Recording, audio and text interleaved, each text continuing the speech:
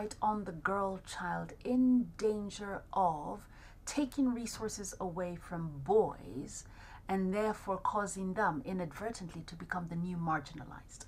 Could be a risk that things would go that way if we wouldn't work with what we call an integrated way to look at the totality of life and societies, because the totality of life and society, it's about girls and boys and men and women. So if we solely address girls' issues, for example, without trying to see what are the gender dimensions that are actually negatively impacting on them and where does it lie, and not including boys and young men, we won't actually get to the root causes of what's causing that type of gender discrimination or violation of girls' rights. So it's absolutely essential. I think we try to say that as planned, that even though we have this focus, because we see that generally girls are having more difficulties and having less implementation of their rights. Why are we unable to crack the simple solutions? Things like providing sanitary pads for girls in school so that they can remain in school. What's the problem here? It's an issue of budgeting for children. So when it comes to budget, to allocation of budgets for children, you realize that whether it is in social protection or whether it is in child protection or even provision of services, we don't have adequate resources because it has not been prioritized in our agenda as a country. So it's a matter of prioritizing. We don't have enough money for children. We don't have enough money for sanitary pads. That's just the problem. How would counties be able to allocate adequately for children? How would they know that they're allocating adequately for children? We need to understand the protection needs. We need to understand the medical needs. We need to understand the education needs, the health needs, all the needs of the children, and then we budget for them.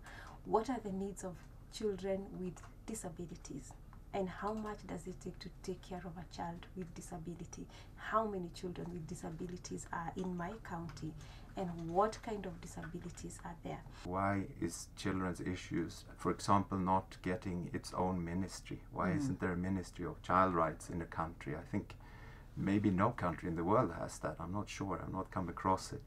Often we find that it becomes a section or a part of a ministry which doesn't even relate to the issues that relate to children. So we are sort of placed with some low prioritization, and the resources also at the national level are not sufficiently going to children. So it takes a mind shift to be done. And at times I also wonder, because in many countries actually the decisions, the parliaments are controlled by men. And I do think that men have an issue in not seeing children sufficiently. They might put that issue to be something that belongs to women. In an ideal world, what would an empowered, enabled girl look like, experience, and how would she live in Kenya? A girl who can say, this is not right, and I'm going to report it, and I know who to tell. I'm in school, and I will not be missing school because of any reason, because the school is near. My teachers understand me. I'm not getting victimized in school just because I'm a girl. I'm not being victimized at home just because I'm a girl. I'm not being harassed on the way to the market or to school just because I'm a girl. And if I pass my exams, I can be able to get that job, not because I'm a girl, but because I am qualified. And I can be paid as much as the men in the sector. And I can own property because I'm a citizen. What can we as ordinary citizens, parents, professionals do to support not just the International Day of the Girl Child, but to support the changes that we need to in order to create this world that you described, where we don't just see ourselves as bodies, but we see ourselves as souls and beyond?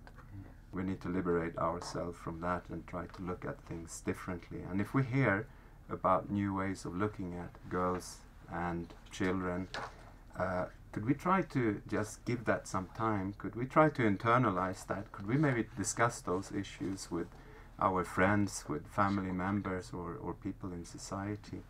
By doing so, I think you're actually starting to be able to learn and to progress as an individual and also as a society.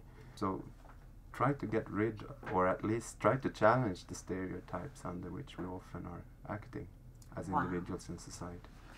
Quite a huge challenge, and thank you ever so much. Thank you very much to you, Mercy Shega, the Child Protection Manager for Plan International Kenya. And thank you very much to Leonard Rainius, the Country Director for Plan International Kenya.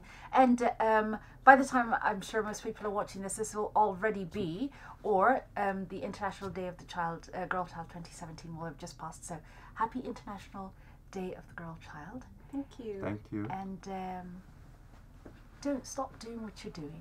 You're quite right. We've got a ways to go. But I think there is some light at the end of the tunnel. Thank you so There much. is. Thank you very much. And thank you for watching.